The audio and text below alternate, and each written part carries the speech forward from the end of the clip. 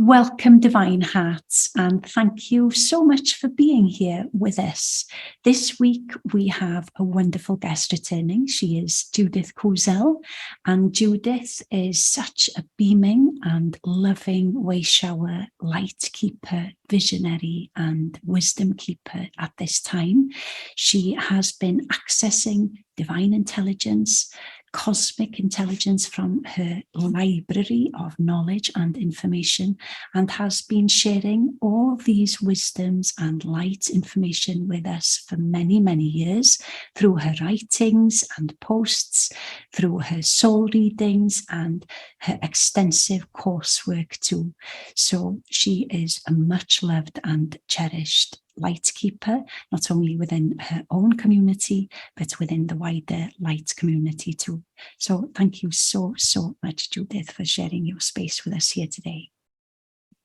Thank you very much, and thank you for inviting me back, and thank you for all the work you're doing, Lois. I know you're doing amazing work there in Singapore, and you're also through the whole world. So thank you so much. And also with your crystal work, I know you're doing a lot of crystal work, and I can see how everything is glowing through you, and there's this great love, pouring through you. So thank you very much for being here. Thank you. Thank you. There's such an expanse always of areas that we can go and explore with you. This is something that brings me so much joy. And let us begin with this current time that we are in. So many of the light beings here, the light keepers here, are feeling all these new awarenesses, maybe becoming more sensitive, gaining a bit more vision and wisdom and expansions in new ways, maybe feeling different things from within themselves as they are transforming. And I know that you have spoken about this new era, this new space that we are walking into, and you have spoken about it and called it a golden era, new golden era. But in one of your most recent posts, you refer to it as the age of love. And I love this because it's so profound, simple, and tells us everything really about what we are moving into. And so share a little bit with us about these experiences that we are all going through, why it is necessary, and what we are moving into. We are finally transcending duality. In other words, that whole fall of Atlantis and the whole legacy that came with Atlantis, where we literally fell into the seas of forgetfulness, and also separation, not only separation from ourselves, but also from divinity, from the divine, from the cosmos, from our intergalactic heritage, because we're all intergalactic souls. We come from other galaxies and star systems and constellations. And so we are actually not of Earth as such.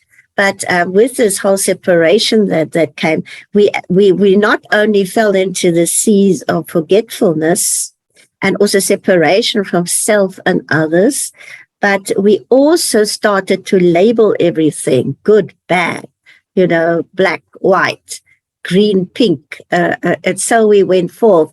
And that created more alienation, because the mind took totally over, and we tried to rationalize everything and put it in neat little boxes and then label it. And then in the labels, we were separating everything into little pieces. We were creating like jigsaw puzzle pieces, because some we just rejected because they didn't go into our trajectory of what we believed is right and what we believed is wrong. So we always labeled everything right or wrong, a love, hate, anger, love, and so on. And in that process, we started feeling so much pain and suffering, mainly because we did not want to, we did not know how to get back together again. That's basically what it was. There were always those light workers and all this light worker group that came in mass to hold the light steady for humanity. And that is recorded in all of mythology and all the nations in the world, literally, that these light workers always were there. But the thing is that you always had then within later that they split into divisions themselves, because it's almost like the seeds of dissent were always sown. And it's just humanity just sunk into it deeper and deeper and deeper. And with that, it was almost like we were in this pitch dark where we just couldn't see the light again. And if a light came, it was just like moments of aha, and then we would be pulled right back again. But the beauty of it is that the divine always has a master plan. There's no, within divinity, nothing is ever just by accident. And the divine knew all about it after humanity destructed itself time and time again, like we went into this last time, that there's a final moment when they said, no, the new creation would come. And if you look at the prophecies, even the prophecies of the Hopis and all the prophecies, even the African prophecies from all over the world always said there would be a new world that be born. In the Bible, they talk about the New Jerusalem that would be born.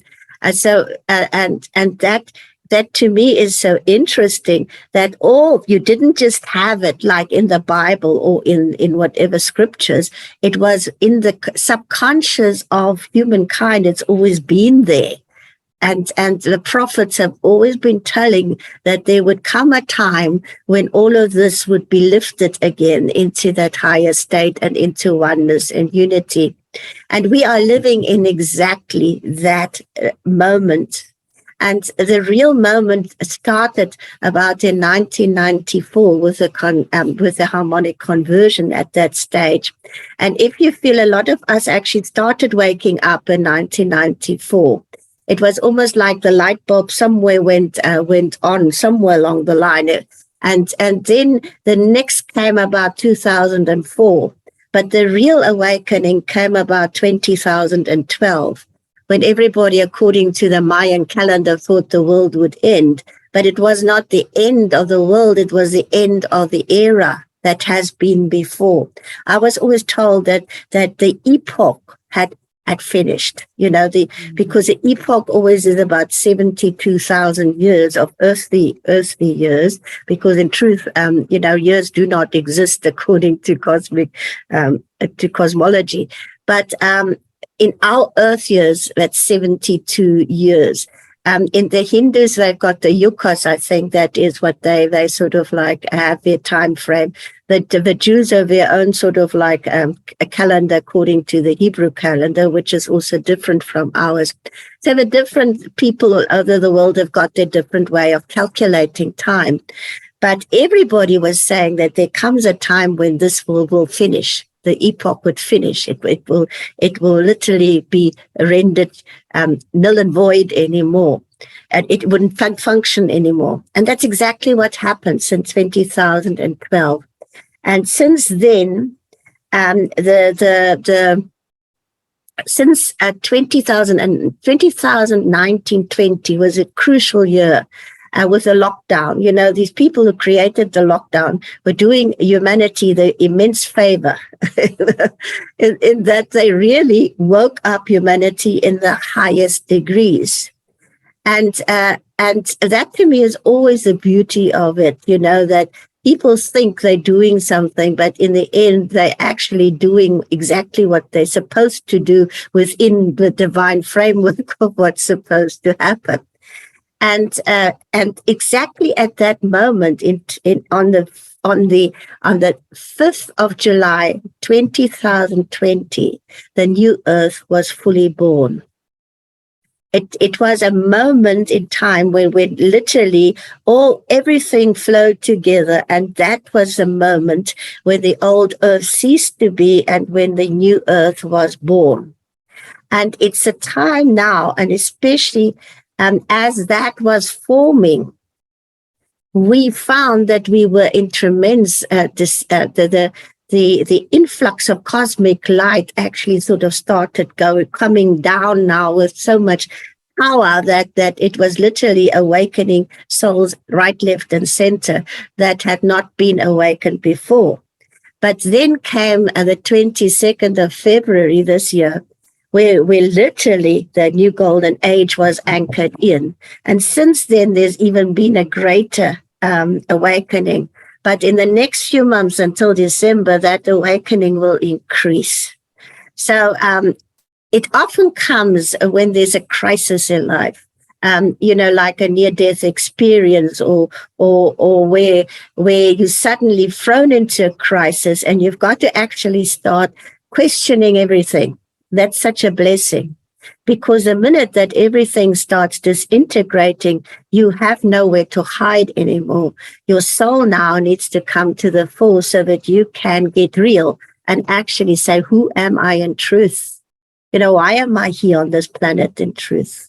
Etc. And that actually is the moment of gnosis, where you start finding your way back to wholeness again. And with that also, since 2012, the Divine Mother has really come in powerfully. She has come in all forms and ways. And she withdrew herself when Atlantis fell and when Patriarchy took over. And now she has returned with all the love in her heart. And she's literally bringing us back into her heart, where we can feel that love in a greater sense and feel ourselves held in that heart center and with pure love, because the Divine Mother is bringing in that intuitive power. She's activating the psychic powers again, the all-knowing, the all-seeing, the all-hearing, but also the sacred tones are being brought back. We lost it. We couldn't access the sacred tones. We couldn't access the higher octaves of sound. And the whole cosmos reverberates with sound. The sound technology was used to build the pyramids and so on. So other words, sound is an intricate time of thing. If you think of a mother when a baby is small, when she wants a baby to sleep, she will sing naturally, or she will cradle, or the music will just come through in some way or form. And since I've been working, with the white flame since last year, in November, the sacred tones have been reactivated. A lot of them are still out of our hearing range, but we can feel them with vibrations. And that is, for instance, what the elephants have been telling me, is that they actually, the elephants always tell me when they're in this fun, they said, human beings have created boundaries where there are no boundaries. That to me was a profound message, because it's true. They said, you fenced us in. We were always walking the ancient elephant paths. But then you put us in restrictive areas where we couldn't walk them anymore. They said, but humanity never understood, because they sunk into the lower than we ever were. That to me was quite a message. They sunk lower than we ever were. And they never realized that we, through our feet, because their feet are so sensitive, that they feel the vibration of the earth. They feel the sound of the earth, the song of the earth. And they used to walk on those ley lines, the web of light, and keep them open. I said, now we can't do that anymore, because you'll find. But they said to me, the boundaries are coming down. And it's interesting, 2 weeks after I was, about 3 weeks after we were in the Kruger, and the elephants were working with us in that, and also the lions roar open. They roar them open, literally. And when the lions roar in a group, you can literally feel the earth vibrating. This is finding. It's quite amazing. But about 3 weeks later, a group of, it was 13 elephants. I think it's 11. Was it 11? I can't remember that exact. It was 11, I think, that actually started to just walk from Mozambique, where they were, and they went through Swaziland, and they went straight to the Kruger Park. Unfortunately, as human beings are, they got into a densely populated area and they were starting to shoot at them. And luckily, the Parks people could actually get 5 of them into the Kruger Park. But one of them was injured and killed, and the others went right back to Swaziland. And interesting, in Swaziland, the African people didn't interfere with the elephants. They actually allowed them to walk through, even if they actually went into their plantations and ate something along the way. They allowed them to. They just said, okay, you can go. But the lesson here again is separation, creating boundaries, like creating artificial boundaries between countries and people. And what you do then is actually you're creating more boundaries. You're creating more separation. And we went through that in South Africa, where they went and said, okay, this is just for the whites, and this is just for the Asians, and that's just for the blacks. And to me, that was always a statement, what on earth is going on here? I mean, in the libraries, we had books for white people, we had books for Indian people and Asian people, and then we had books for, the colored people were also put in there, in that category, and then you had the black people. And they were given different labels so that you could discern out which one was that. And to me, it was always, my goodness me, a book is a book. Knowledge is knowledge. How can you separate people from that and the next thing? And that is exactly what we need to transcend them. But with that, the forgiveness also has to come in the deepest levels. And I've always remembered of what Nelson Mandela said when he was released from prison after being 34 years of his life in prison on Robben Island. He said, if I had taken all that baggage with me out of the prison, I would not have been a free man. And therefore, at this time, all that is being churned up, what we have so suppressed within ourselves, that we suppressed in our subconscious mind, that we not want to acknowledge, even with our family ancestrals, because we all have skeletons in our family lines, whether we like it or not. It's ingrained in our DNA. But now we have the opportunity where we, through forgiveness in the highest degree, and forgiveness means to get back to the state of pure love, where you cannot judge anymore, where you cannot see separation anymore, where you cannot see black and white anymore, or green and pink or whatever. You can only see one, because you know that everyone is a mirror back onto you and is mirroring everything back to you that you have not loved in its deepest sense. Because you can only love yourself into the deepest shadow and the highest light, then you stand in the perfection of creation. And only then can you love someone else into their deepest shadow and the highest light.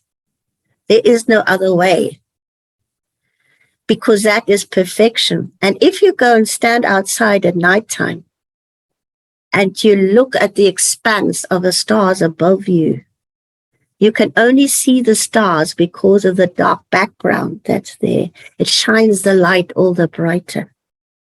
So within God's creation, nothing is ever missing. In truth, everything fits in exactly where it is. And as the divine feminine is showing us that, as she's embracing us in our heart and is saying that, you've never not been loved. But divine Father and I became one to create you in love. And I held you in my womb in love and with the divine Father.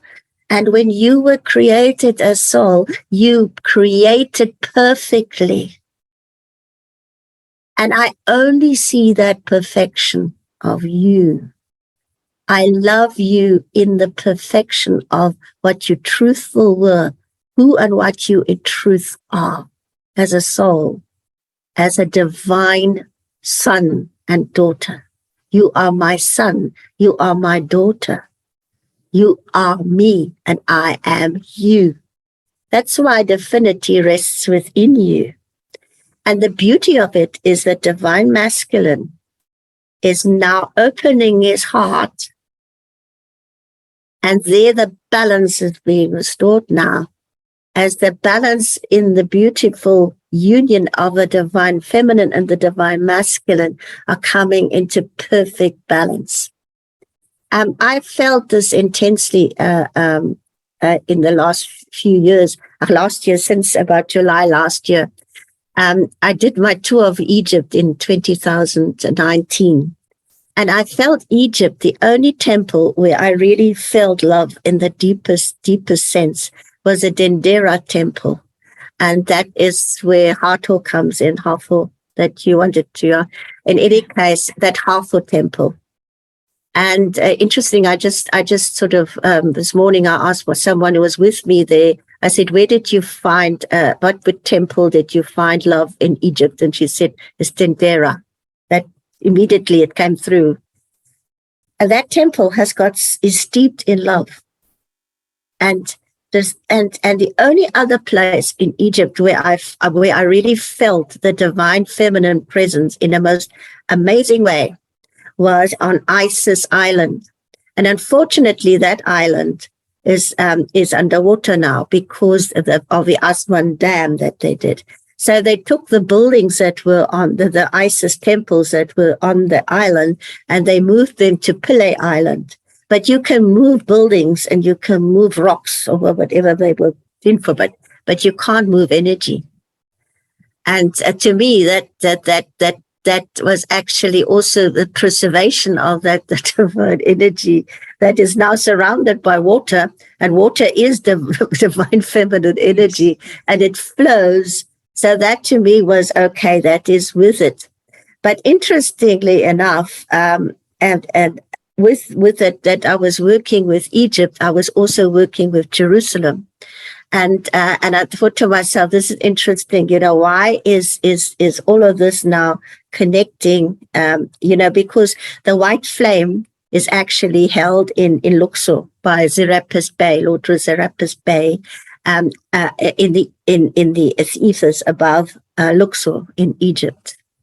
And also, of course, Luxor and Karnak temples are connected. And when I was in Egypt, that in the holies of holies in Luxor, all that I saw was the Ark of a Covenant. It was just interesting. And in that stage, I didn't think about the Ark of a Covenant at all. But to me, it was like, okay, here's the energy. And then when I was doing this and going through, I was moved to move it, in a certain direction to Jerusalem. But interestingly enough, I had to do it from Isis Island first, and then also from Luxor through, whatever. And in that, I end up in Jerusalem. But now I was shown what is underneath Jerusalem in its original state. That was before the floods, in Noah, before Noah and the ark and whatever. So it's funny. It's because, remember, I always go back in time, to what was created there. And then I was shown what was there. And interestingly enough, then I saw how Jerusalem, as it's originally built, was reflecting the cataracts of the Nile, but it was also reflecting the delta of the Nile, because there were 7 cataracts of the Nile, and there was the delta had 7 tributaries, whatever you call them. And according to African tradition, the Nile is the only man-made river in the world. And if you look at the map of Africa, the rivers always mouth either in the west or the east. The Nile is the only one that goes straight into the Mediterranean. Okay. So with that, I am being brought back to the Melchizedek temple that was originally built there long before the time of David and before the Israelites came there. And Lord Melchizedek is, of course, a very high universal Lord of creation. And anyway, so, and I work with him in the high order. So I thought, so, okay, this is very interesting. Now, why has all this come together? And with that, the Dendera temple came up, and I thought myself, okay, there's something going on here. And then I thought myself, okay, show me what is going on here. And then I'm brought right back to how the divine feminine was also cut out of the religion there. And where in the world is that imbalance the most felt?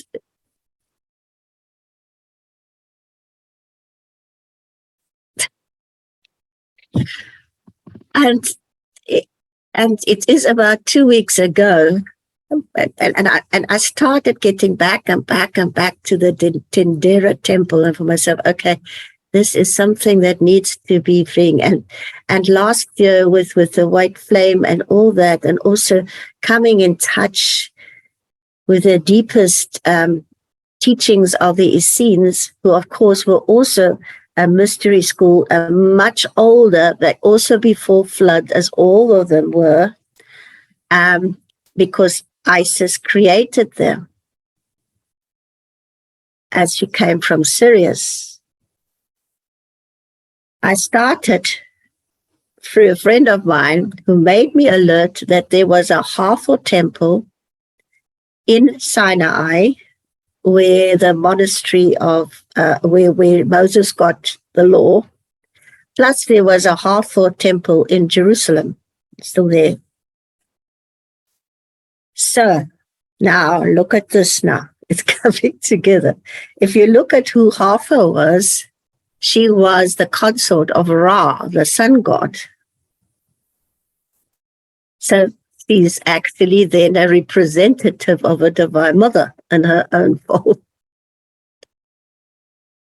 And at the time when the Melchizedek temple was in Jerusalem, there was a high priesthood of Zadok, and who was the male part, and there was a high priesthood of Zeraph. Going to the Seraphim, who work with the Divine Mother and the sound, the tones. So they had that, the two priesthoods were always in balance and harmony with each other. Just like in Egypt before, Isis and Osiris were always balanced. There was not the one above the other or underneath each other or whatever. They were equal. But now, with all of this that is busy being restored, the balance has been returned in all forms and in all ways. And in the last weeks, the balance of the power of love has returned to planet Earth, and in this week particular, where the old creation is no more. And I mean, I've been told that the New Jerusalem is rising, and I've been told this since about September in particular. And now that whole balance is returned. And we are already in the new earth. And the only way that this is happening is through the power of love. Because no soul is ever lost. Every soul has got the free will and choice to return to oneness and wholeness.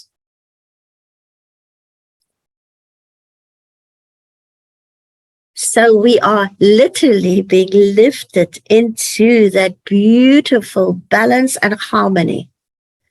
But on the other hand, you cannot be lifted into that without releasing everything that you've had before. You cannot take any baggage with you because you are a new creation. And that's where the new children come in, because since 1994, the new souls have been born that have no karma with the earth. They've had no negative anything there. And especially since 2012, those new sun children are a totally innocent. They're innocent. They are not what we have been in any form or way. They hold everything to bring that new form of life into fullness of being in the new golden age. And the old gods, the old human is gone. There is no more that. We are freed in the deeper sense. And where we are freed in our heart, in that ultimate love that is the love of creation. Because the whole of creation was created in love and through love. Yet also through the power of sound.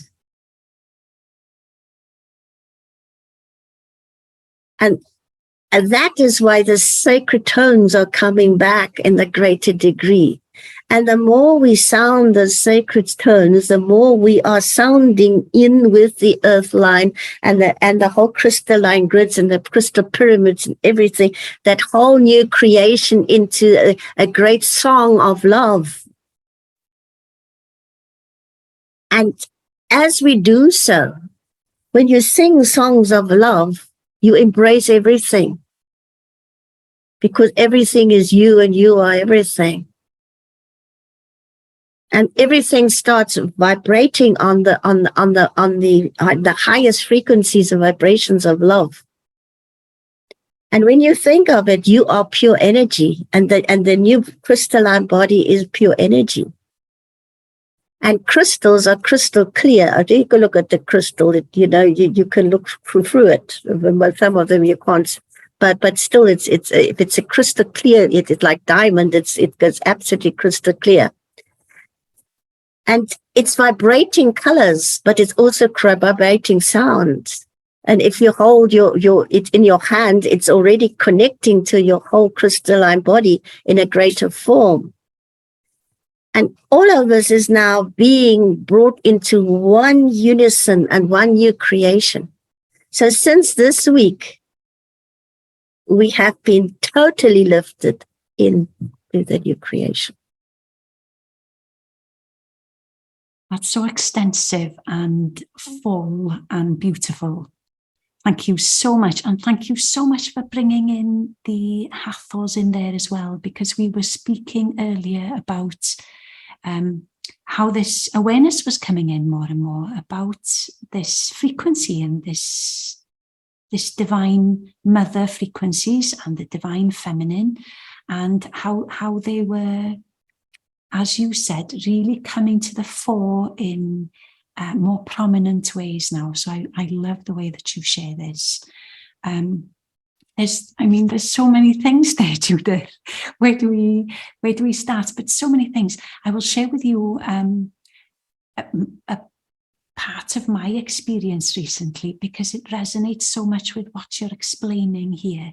So for me, there's been a leap in awareness for me, one that I can really see. And because it's a leap, only now can I look back and realize where I didn't hold a level of compassion, where I was really stuck in a belief or a way of seeing something. And only since that leap can I really feel a greater level of compassion and a depth of understanding now that I didn't have or hold before. And so in this leap, understanding this is coming to all of us, and it continues. And all these lovely beings on the planet that are dedicated to this deeper connection with our hearts, this love connection, and really working and committing towards that. This is how we gain greater access. This is how we gain more compassion and understanding.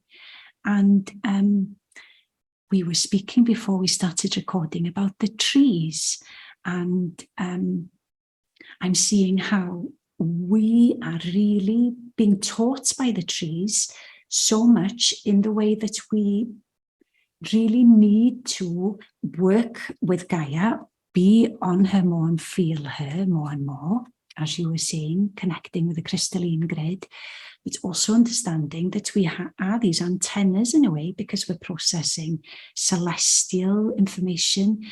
We're opening up to more codes and more light intel. We are within ourselves becoming these beings of light information and emitting this out. So we are learning from the trees and really becoming, coming to a place of really mimicking the trees in many, many ways, in how they work and how they balance the celestial and the earth and bring all of it through. So there's so much there, and it's really, really beautiful, and in ways that we can see that it is really happening. This is very, very real. It's not words or and also being called to listen to frequencies to assist to raise my vibration. So spending time listening to really high vibrating frequencies and watching how that affects my body, my light body, how I can feel the frequencies inside, all these things that we can do to assist ourselves to really level up, because this is the way we are moving. But let's speak a little bit more about these beautiful children. You are speaking about the sun diamond children, the rainbow children. What if you wish, have you experienced in some of your soul readings? And I know that you're really feeling a call to do more of these soul readings for these young beings, to share a trajectory or their potentialities with them. Yeah, I feel very much, I've always felt that these children need to be heard, even as a librarian, working with these children and realizing how not faulty, but how much the education systems were lacking, in so much, trying to put them into labels and boxes, especially the children that are hyperactive and the ones that didn't always, forcing them to learn something that really wasn't resonating with them at any level. I would so often, sort of find these children, sitting there and crying, and then I said, what are you crying about? It says, yes, I'm dumb because I can't. I said, nobody is dumb.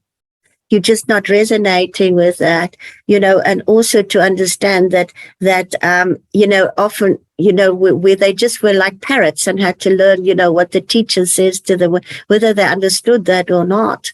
And I would go and talk to the teachers and say, what the heck is going on here? We're busy helping these children because you're not helping them at school. And I mean, I said, my staff love helping these children, but they're not teachers. And anyway, so I had a lot of friends in the education department, and then they said to me, when we got out of, university or college, we had this dream about what we wanted to do in the education system. Once they get into the education systems, they're forced to comply to the rules of whatever it is. And when they do not, they lose their jobs. So in the end, what happens is that all that enthusiasm, all the inspiration that they once had, it just gets squashed, and they become what the system wants them to become. And it's very rarely that these ones actually break out and say, well, listen, I'm not doing that anymore. I'm following my heart. And that is what I always say to them, well, what is preventing you from following your heart? Why don't you go and do tutoring, like privately or so on, and actually go work with children, and so on. But in any case, so we get to it, because when I did holiday programs with the children, I did story hour with the children, and what I always tried to get them is to get their creativity out, so that in the playing that they can really be inspired to create something from the heart and the soul. And they so loved it because we were eventually overflowing, whatever. And the parents always said they couldn't wait for holiday time so that they could come. Forget myself. And that sort of got me thinking. I thought to myself, it's because their creativity is squashed, because their natural ability to also play and learn is being squashed. And of course, Rudolf Steiner, who was a great visionary, he saw that and he started his schools. Thank heavens for that, because a lot of us children that go through his schools, the Waldorf schools, I think it's the Waldorf schools, they actually are immediately helped also, in that regard.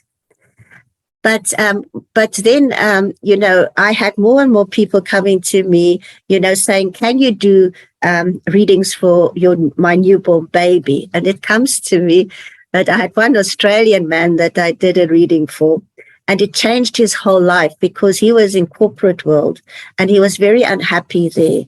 And his reading, it came that he was actually meant to do something completely else with his life. It gave him a 360 degrees turn. And then he did what he did. He met the woman that he married with. And then she was expecting now this child. So he came to me and he says, you know what, you have changed my wife's life. You have changed my life. Can you please do a reading for this, for this new child? I said, okay, the minute the child is born, you actually come and you give me the name and the birthday. And so on. But I also told them, listen, remember that the soul connects to the fetus in the minute that it's conceived. And be always sure that you and your wife talk to that child with love, that you really make time to actually be in connection with that child.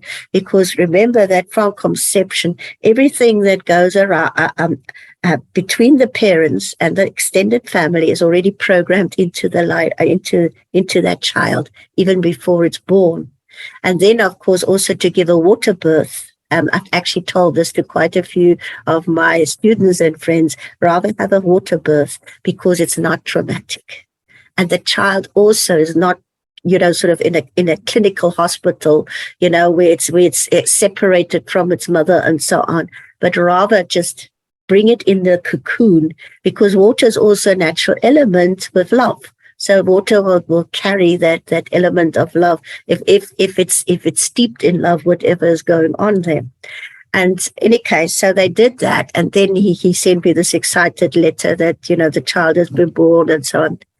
And I did that reading, and when they got the reading back, they said this is totally accurate, because this child was behaving exactly as was said. And I said to them, they must get unicorns, and put crystals, in the bed, and also whatever. And the child started sleeping where it didn't sleep before. And also to make sure that nothing was disturbing the vibrations of the room, because electronic that do disturb, whatever way you do. But also to make sure that is loving. And also to put always a bubble of light around the children, so that nothing can enter, there that is not of light. So what they can find. And to teach them that from a very little age, that they always bubble up, so that they always have a bubble of protection around themselves, which is so necessary because all the outside interference that comes in, whether we are aware of it or not. And so these readings started to become more and so on. And then last year, I just felt a deep, deep calling and said to me, please do more readings for these also for the young adults, because a lot of parents came to me and said, can you please help my son or my daughter? Because you see, these children are super sensitive. And the thing is also now from birth, they actually, they communicate telepathically. Okay. And a lot of them have got great difficulty talking. Okay. Because they don't use this here at all unless they sing and tone in their highly advanced. And they come from now, a lot of them come from the seventh galaxy of the seventh central sun of illumination, which was the original sun that this planet and solar system and Milky Way galaxy were attached to, the first creation. But during the wars of heaven, and when chaos reigned, we were actually separated from that sun. Okay. But now it's as the whole of a universe is also ascending. Okay. And all the galaxies, everybody is ascending. That's why the earth can't say, I don't wish to ascend, because he's part of a greater whole. And we are connected to that seventh central sun again through Sirius. And that sun is actually the Ra energy that the Egyptians always talked about, which was lost. Okay. So we are being returned to the first creation, to the innocence of what was there. And these children have been actually prepared for this thousands of earth years before they incarnated, because they were specializing in bringing that new golden age to earth. All right. So now these children communicate telepathically. All right. They can read your thoughts because your thoughts are written here on your forehead. They can read it easily. Now they get confused because what people think here and what they say is two different things. And especially with their parents, they can read their parents. Now the parents think here and they say another thing here. And what does it does? It starts sowing distrust, because now say, well, you're not speaking the truth here. You're not living your truth. You're saying, you're thinking one thing, but you're saying another thing. What is it? How can I now discern? And the thing is, they will always go with their gut feeling. They will always go because they cannot be what they are not. See, they're innocent. Now they think, well, what thing is, these adults are behaving in a very strange manner here, and it's quite strange, because I've seen these little ones. The other day I was in the shop, and this boy, when he got into the door, he refused to go in there, and his mother was trying to drag him in, and he just said, no, he's not.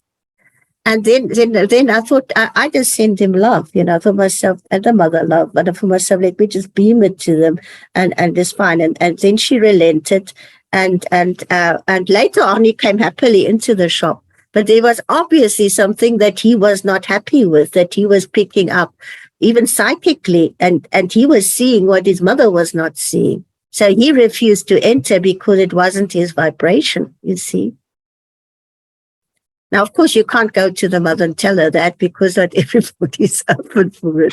But you can send them love, just send the little one love. And interestingly, they will always feel it. I often find that children will just come to me and they will start telling me their stories, where they don't even know, whatever. And then the mother will come and say, oh, shoo, yeah, sorry, my child, whatever. I always laugh at them and say, don't worry, these little ones know what they're doing. And also you will find that they will often just refuse to wear certain colors because it doesn't vibrate with them. But all of these things, what my soul readings do is they bring in what purpose, what is the soul calling of this little one, so that, and what always comes through is, for heaven's sake, let them immediately specialize in that field, Don't try to put in a lot of things that they're never going to be interested in or whatever, because they're not going to learn, because their heart is not in it. But when they're immediately challenged in the right direction, they will lovingly learn what they need to learn and playfully learn it, because they also need to run outside, because a lot of them are hyperactive. But then let them run around, don't confine them to one space and say, okay, now you sit down and you be quiet.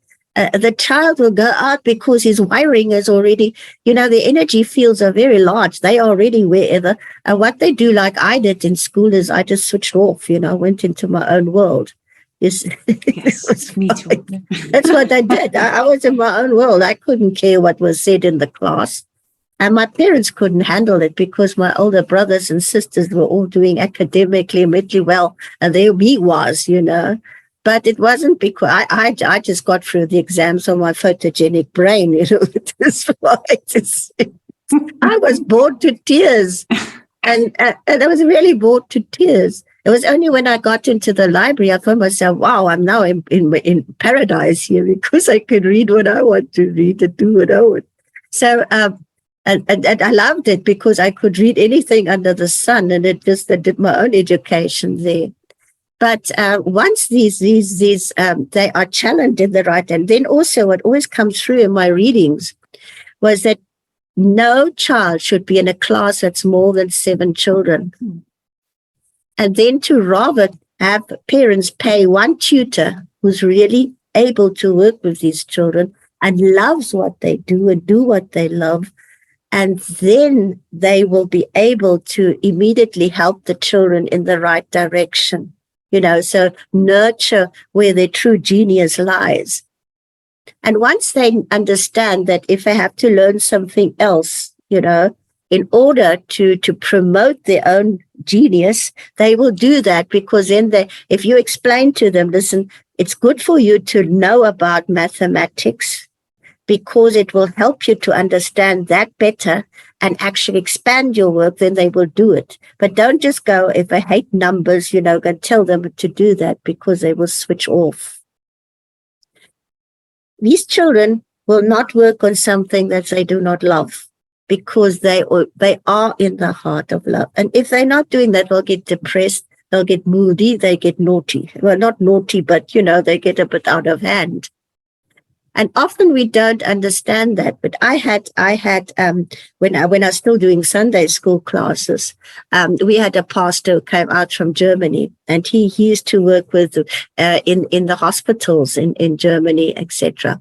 And he said to me, you know what, you need to talk to these children about death, because the adults do not talk about death. And then the pet dies, and they believe, falsely believe it's somebody did something wrong. That's why the pet died, or their parent dies or something. And then they say, well, what did wrong? Who did what wrong? Because of the religious programming that has been there, unfortunately.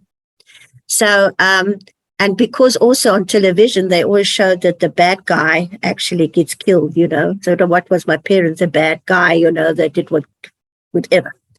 Any case, so I was given this task now to talk about death. And I had a little boy there who was totally hyperactive. Okay. He couldn't sit still, not even for a minute. But I always let him run around because of myself. Oh, well, it's okay. And then that day, he was running around anything, but I was talking, and these just a beautiful sort of like sharing about death. These children were fully open. They understood what I said, but also because I shared with love whatever was in. And I'll never forget, when all those children left the room, he came and sat himself down next to me, and we started talking about death. This little boy was telling me more about the whole concept of a soul living on and actually having multiple existences. That touched my heart and soul, because he knew things that most adults never ever think about or even, know about. And his mother was a teacher. So I said to her, Jenny, this boy of yours is immensely feeling. He's an immense sensitive child. He has got so much in order within him. That's why he's always running around. So it's not because he's not listening, but he cannot sit still. But in the meantime, he's absorbing everything that's in that room. He's absorbing everything he's doing. It's not that he's listening. I said, for heaven's sake, don't let him get any medicine, to suppress that in whatever form or way. And I said, this boy with his sensitivity is what he's exactly bringing into the world. I said, he's taught me more today about the soul than I've ever heard of any adult in my life. That God, what my soul readings are bringing through is that they are already the new master race. They have the new crystalline body. They are masters in their own part. They come from very highly evolved civilizations that we do not even know about. I mean, sometimes when I have to get the names of these, I can't even say. I can just say, well, it's there, whatever, in whatever way I'm shown. Because in any case, in the universe, they've got no different names from what we give them on the planet. It is not the same names. It's human names that we give to them. It's not the ones that they use there. Anyway, they communicate actually intergalactically via sacred symbols. That's why a sacred geometry, numbers and mathematics are the language of the universe, because everybody can read it and everybody can know it. And they also communicate telepathically. and also the tones or the vibration of the frequencies that everything emits. And that's how the whole universe is like vibrating sound. And that is why with this whole tones that are now being written, we are lifted into the higher dimensions. And now, through the tones and also the higher vibrations that we're given, we can now access information we couldn't before. We will not need computers one of these days, or microchips or satellites or whatever, because you can actually tune into anything that we want to. Just download it. Yeah. Because everything is stored in energy fields. It's not stored in microchips or whatever. And literally the whole cosmos is recording everything that happens there. So, and literally, everything is conscious and everything is energy. And we do not need satellite and things like that because it's not necessary. Also, with that higher level of awareness that we're coming into and accessing this knowledge, this remembrance, I've been made aware of so many beings on the planet that are here to bring back, I say ancient technologies, but it's sort of galactic technologies, light technologies of all sorts. It can be in really simple ways, like maybe creating an image, or it can literally be technologies. So it's such an exciting time that we are coming into with these remembrances awakening within people to bring forth these new because ideas. You see, the thing is with the whole crystalline grids being activated and all this energy that is being activated in the earth, a new earth, that will be the new technology of tomorrow. And these children are already, they're programmed to know how to do that, how to tap into that again. So it is ancient, yes, but it's always been in outer space, they're using it, their spacecraft and so on. A lot of those that I've actually done for, recently, the children, they actually are engineers, space engineers, things like that. So they're bringing in the new spacecraft and things that we are going to be using because we are going back to the intergalactic councils and the intergalactic federation. They're waiting for us. They want to have us back. We were always part of it. But then, of course, we, through the wars or whatever happened, we just cut the things. I mean, even Atlantis was still in the space age, but we've forgotten about it, And it took us so long to get back to the fray. But now we're literally saying, okay, now we're going to take you right out of that old earth and whatever has been before. And it's actually a loving grace that is there. And so, okay, we're going to lift you into a totally new world, like a new creation. And that's the gift. We don't even realize what amazing time we're living in. For the first time, this is happening. And how many of us are old souls, had to go through all of that, who came in time and time again to hold the light steady, to bring the light in, to reading it. We got persecuted and whatever else. But now we can actually witness this. That is why we incarnated. That's why the indigos and the crystals and everybody came in, is because they wanted to be here to witness this. They wanted to witness it. They wanted to be on the forefront of this so that they could ascend into that new earth. What a gift. I was just sitting yesterday and I had tears of gratitude running down my cheek, saying, thank you, thank you, thank you. That I can be here to witness this, that I can be here to experience this, that I can pave the way for humanity to follow. And that is what we're being called to now. Pave the way. Bring it there. And the more people that awaken, okay, fine, but we've got to pave the way now for this to come. So that we help these children and we bring their genius to the fore. We nurture it so that they can bring their expertise in. And we also got expertise. Lately when I look at my soul readings, I can now access information I could not access before. And it's cosmic information. Before, and I couldn't go that high, but I'm moving now. It's not me, but it's what's transmitted through me. I'm just an instrument. But I mean, now, yesterday I was doing a reading and this whole cosmic information came through, and I thought to myself, wow, So that is what's happening now. We're lifting higher and higher and higher. But we've got to be that crystal clear vessel for all of this to transmit through us. The more we get, it's the ego that cringes. It's the ego that still wants to go into the duality framework. But when you are totally filled as one with divine source and as one with divinity, your ego vaporizes, because now you allow yourself to become the act of love. You allow yourself to become the transmitter of what needs to be transmitted. You become the loving service. Everything is an act of love. Everything that is transmitted through you helps everybody else. It's for the greater good. It's not for your own. It's not for self-service. This is for the greater whole. It's for the greater good. That's what the trees also tell us, The trees are, through their roots, they're interconnected to all the other trees. And the branches go out and spread themselves and says, please, I'm open for whatever I can receive from above.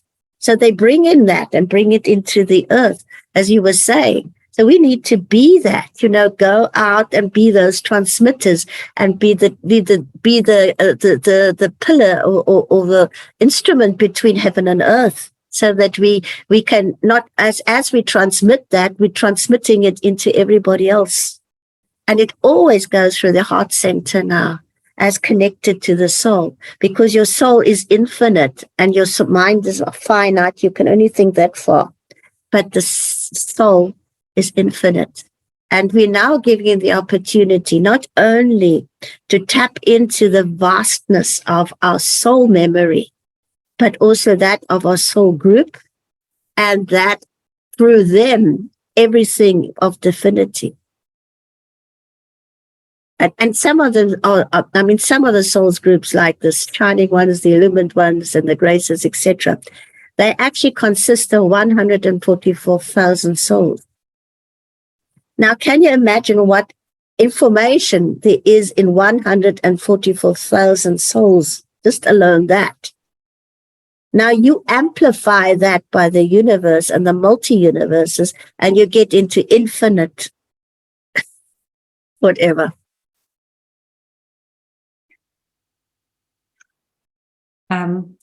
There are other questions, but it just feels perfect to come to a close here, because it's comes so much full circle with so many things, that it's just a beautiful place to honor you and to say thank you so much for everything that you have shared here. It feels so exciting and empowering as well, all these messages that you have been sharing with us, and again, that we are all coming into these more expanded states, more and more awareness, as we gradually expand and move forward within ourselves and open the heart and be from here. So you're sharing such beautiful messages of love, and we are so grateful for all that you've shared here today.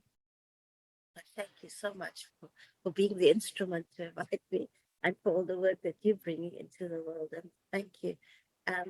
All we need to do is just ask, how can I serve from my heart and my soul? Just use me as your instrument, and with great love. And the more seeds of love we sow in the world, the more that the seeds start sprouting in all forms and directions we cannot even be conscious of. We don't need to be conscious of. It's just to spread them anyway. That to me is the beauty of it. And then one day you actually see how that seed has grown into some amazing tree that is busy sowing more seeds, and you say thank you. That to me always stands in awe and wonder.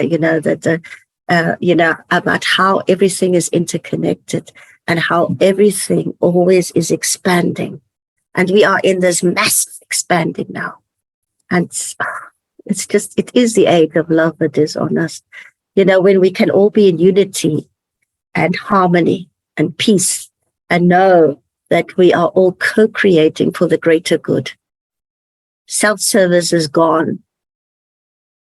It's us now. It's we within the greater whole. That's just amazing. Oh, big love to you, Judith. Thank you so much.